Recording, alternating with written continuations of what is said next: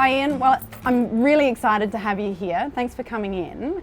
Now you've brought with you your item to talk about, and this is going to explain your community and how you connect with them. So can you explain what you've brought in for me? Well, I bought some fruit which we put into a bowl here, and fresh fruit is something that the children that we work with don't necessarily get or they've never tasted.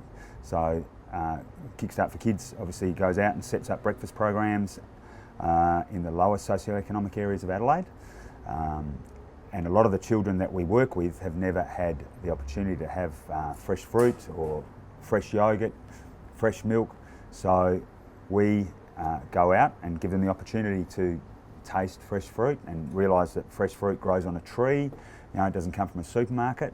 And then our volunteers, who are also part of our community, go in and serve the fresh fruit and the breakfast to all of the children in the breakfast programs and teach them that apples and oranges grow on trees, and they teach them to sit down at a table and talk about what they're going to do in the day, and talk to them about where fruit comes from and how healthy it is for you.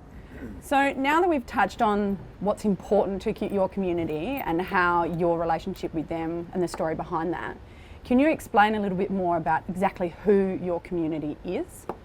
Yep, sure. So Kickstart for Kids, as I said, is a charity that sets up and runs breakfast programs. So Kickstart for Kids program currently runs in 240 schools around Metro Adelaide and regional and remote South Australia. We serve 35,000 breakfasts every single week. So that's lots and lots of children that we touch, probably 7,000 or 8,000 children that we touch every day. So they're part of our community. And then the volunteers that we have 450 or 500 volunteers that go in and deliver the product to the schools for the children to eat.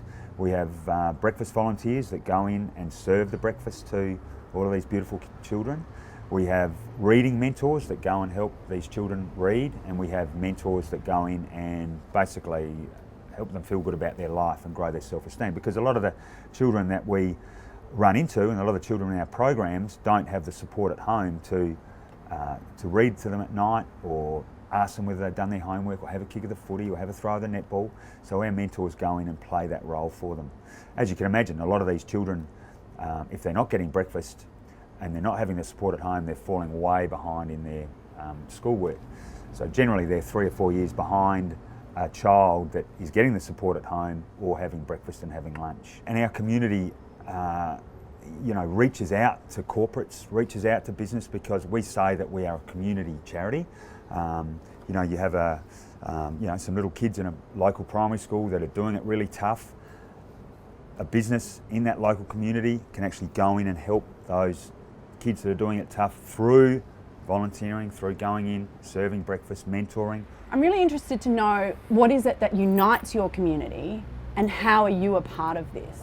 Well, I think it's, I go out and talk to every single volunteer that works or volunteers with Kickstart for Kids. I go and chat to them, or I have talked to them about what is happening to these beautiful children out there through no fault of their own, who are doing it really, really tough. There's a whole community of kids that are doing it so tough that they're living in third world conditions. And that unites our community, because the community, Adelaide community, cannot believe that this is happening only 10 kilometres from where they're sitting. And it's my job to create awareness to our community so they can go out and help these little kids in need. For an hour a week you can go and change a child's life. I know that's a sweeping statement, but you can, if you volunteer into a breakfast program, you can go and serve breakfast to a young disadvantaged person. You can sit down at a table with them, which they've never ever done before, and you can talk about life. You can talk about what they're going to do tomorrow. And if we do that regularly, that will change that child's mindset.